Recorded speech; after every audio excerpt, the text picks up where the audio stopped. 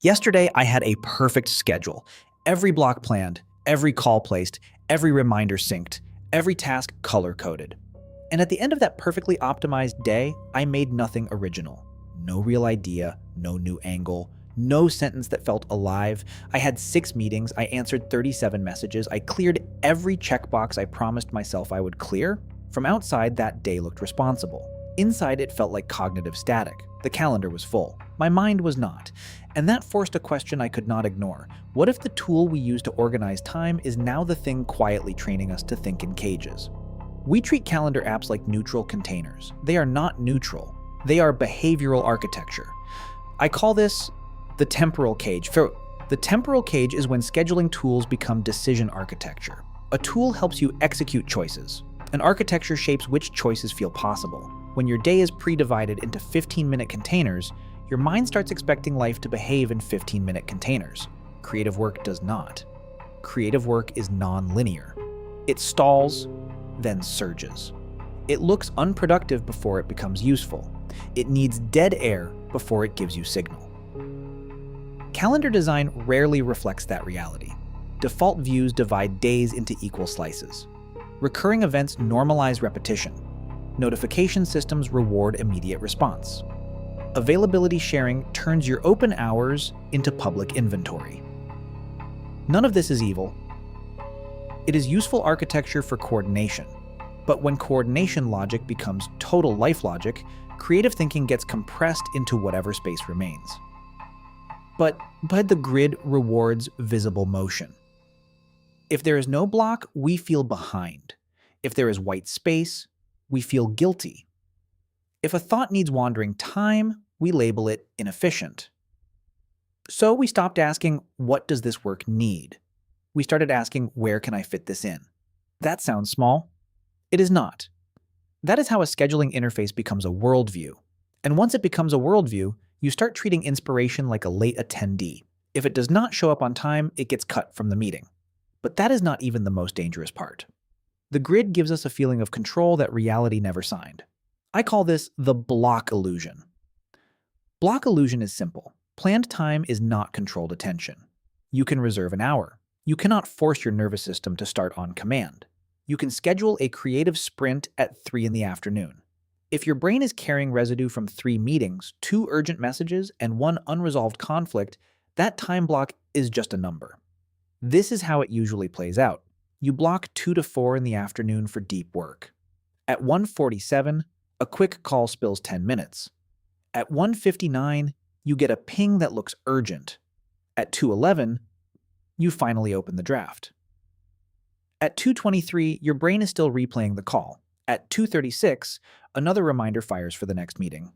Your calendar says 2-hour depth block completed. Your cognition says never stabilized. We confuse allocation with readiness. Those are different things. Allocation is logistics. Readiness is cognitive state. Most digital calendars are incredible at logistics while being blind to cognitive state. No calendar event says, this person is mentally scattered, this person just context switched 5 times. This person needs 30 minutes of silence before thinking clearly, so the day looks efficient. But inside that efficient day, your focus keeps rebooting. And every reboot has a cost. Not only in minutes, in confidence, because when work feels harder than it should, people do not usually blame architecture. They blame themselves. Here is where it gets uncomfortable. That cost is not motivational. It is cognitive. I call it fragmentation tax. Fragmentation tax is focus lost to repeated restarts. Task switching research has shown this for years. Switching between tasks slows performance and increases errors. Sophie Leroy called one part of this attention residue. When you leave task A for task B, part of your attention stays attached to task A. So your body is in the new block, but your cognition is still partially in the old one. This is why days with many small blocks can feel busy and empty at the same time. You moved all day, but you never arrived deeply anywhere. You responded, you coordinated, you shipped fragments, but you did not enter depth, and depth is where original ideas form. This is why many creators confuse exhaustion with progress. You are tired because you processed volume. You are disappointed because volume is not depth. This is not a discipline insult. This is a system-level cost. If your default day is built around interruption-friendly units, your default output will become interruption-shaped, fast, reactive, derivative. Useful sometimes. Original, rarely. And once derivative output becomes your baseline, algorithmic pressure makes it worse, because derivative work is easier to produce quickly. Quick work is easier to publish consistently. Consistency gets rewarded. Then you become a high-functioning factory for work you no longer respect. But fragmentation is only half the story. The deeper loss happens in the spaces we deleted. I call this serendipity debt. Serendipity debt is future ideas lost by eliminating unscheduled time. Some of your best ideas do not arrive when you command them. They arrive while walking, while waiting, while staring at nothing, while your mind is unoccupied enough to connect distant dots. Flow research has always pointed at continuity. Creativity studies under time pressure show the same direction.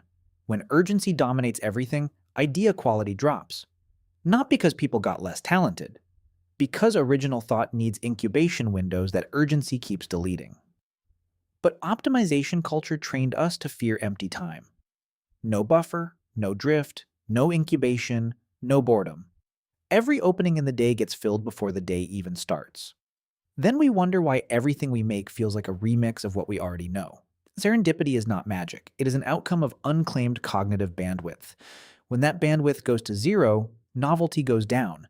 That is serendipity debt. It compounds quietly. Not today, not tomorrow. Over months, you still produce. But range shrinks. Risk shrinks. Curiosity shrinks. And eventually your creative decisions become calendar safe. No experiments that might run long. No deep rabbit holes with uncertain payoff. No ideas that require silence before they make sense. Eventually, your calendar looks full and your creative identity feels hollow. This is where conversations become lazy. People say, you just need better discipline, and stop there. Discipline matters, but environment matters too. Modern productivity software is designed around visibility, measurability, and coordination. That is good for operations. It is incomplete for creativity. And there is a social layer on top of that design. Full calendars signal importance. Fast replies signal professionalism. Constant availability signals commitment. So even when your body is asking for depth, the culture rewards responsiveness. Creative work includes phases that look messy on a dashboard. Silent incubation, failed starts, long thinking, unresolved questions, wandering synthesis. Those phases are not bugs. They are the process. When your identity gets tied to a full grid, you stop protecting the parts of work that cannot be scheduled neatly. You start performing productivity instead of building originality. That is the trap. Not laziness, not weakness. Architecture. Personal discipline matters. But personal discipline inside a bad time architecture becomes constant self-defense. It should not feel this hard to protect one real thought. But here's where it gets useful. You do not need to delete your calendar. You need to stop letting it run your nervous system. I use a framework called the Calendar Reclaim Protocol. Step 1. Protect one daily depth block, 90 to 120 minutes, for original work. No meetings, no notifications, no quick check-ins. Depth is not what you do after everything else. Depth is the thing everything else should orbit. Step 2. Add 10 to 15-minute transition buffers between calls and major tasks. Without buffers, residue stacks. With buffers, cognition closes loops. If your calendar is packed, start with 1 buffer per day. Then scale to 3. Do not wait for perfect conditions. Start with 1 clean transition. Step 3. Reserve 1/2 day per week with no pre-assigned output. This is not laziness. This is ideation capacity. Protect it like a client meeting. No admin catch-up. No just this one call. No errands unless they fuel thinking. Step 4. Separate maker time from manager time. Stop mixing creator mode and coordinator mode in the same hour. Batch admin, logistics, and communication into defined windows. Protect maker windows from managerial spillover. Think in modes, not tasks. Manager mode is responsive. Maker mode is immersive. Switching modes inside 1 hour is where many creative days die. Step 5. Run output-based reviews. At the end of the week, do not ask, "How full was my calendar?" Ask, "What original thing did I produce? What problem did I solve deeply? And what idea would not exist if I had stayed reactive?" And add one weekly test. Did I create something that did not exist last week? Did I spend enough uninterrupted time to surprise myself? And did I protect white space before the week got noisy? If the answer is no 3 weeks in a row, the problem is not motivation. The problem is calendar architecture. Those metrics tell the truth. If this kind of breakdown is useful and you want more episodes on invisible systems shaping everyday life, subscribe. This series is tech, culture, clarity. No fear bait, no fake hacks, just what is actually running underneath what feels normal.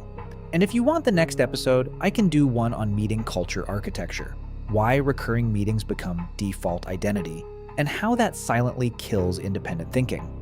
If you want that one, drop meetings in the comments. The point is not to reject planning. The point is to stop confusing a full grid with a full life. Keep your calendar, but break the cage. Yesterday, I had a perfect schedule, and at the end of that day, I had nothing original to show for it. Has your schedule ever looked perfect while your mind felt empty? What did you cut, change, or protect after you noticed it?